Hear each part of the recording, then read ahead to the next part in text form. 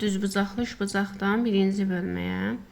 Uzunluğu 40 sm olan düz xətt parçası, uzunluğu 40 sm olan düz xətt parçası hər hansı düz xəttlə, deməli, bu AB düz xətt parçası olsun və hər hansı düz xəttlə, bu da bir A düz xətti olsun.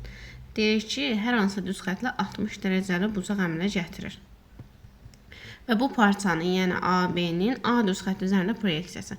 AB-nin A düz xətti üzərində proyeksiyasını tapmaq üçün bu parçadan həmin A düz xəttinə bir dənə perpendikulyar çəkirik və BH perpendikulyar çəkir. Bu BH ilə AB arasındakı qalan bu AH hissəsi AB parçasının A düz xətti üzərindəki proyeksiyası adlanır. Proyeksiya. Bu düz xəttin uzunluğu 40-dır.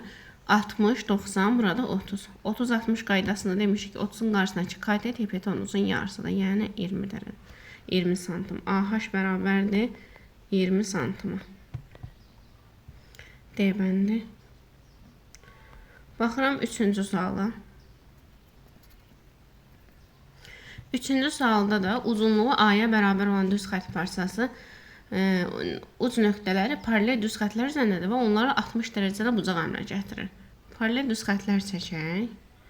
C və D paralel düz xəttləri və uzunluğu A-ya bərabər olan düz xətt parçasının, burada A-ya bərabər düz xətt uc nöqtələri deməli C və D düz xəttləri üzərindədir. Bu A nöqtəsi olsun, bu da B nöqtəsi. Bizə deyir ki, onlarla 60 dərəcə bucaq əmələ gətirir. Bu paralel düz xəttlər arası məsafəni tapın. Yəni bizdən bu paralel düz xəttlər arası məsafə AH məsafəsini istəyir 30 dərəcə. Biz bilirik ki, 30-60 qaydasının 30-un qarşısındakı katet hipotenuzun yarısıdır. 60-ın qarşısındakı katetdə, yəni AH-da digər katetin A bölü 2-nin kök 3 mislidir. Bu da olacaq A kök 3 bölü 2.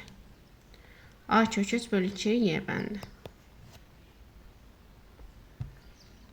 Baxıram 16-cı suala. Düzbucaqlı üçbucağın katetlərini, düzbucaqlı üçbucaq çəkək. A, B, C.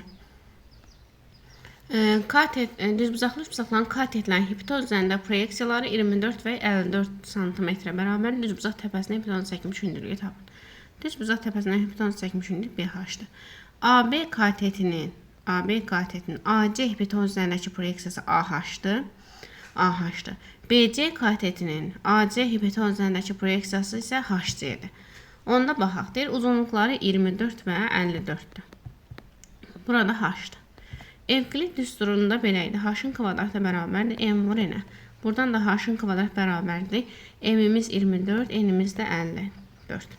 Buradan da H bərabərdir. Kök atda 24 vur 54. Bu da bizdə demək 24-də 4 vur 6 kimi yazsa, 54-də də 9 vur 6 kimi yazsa, 4-dən 2 çıxır. 4-dən 2 çıxır, 9-dan 3 çıxır, 6-dan da 1 çıxır. Olacaq 36 santim. A bəndə.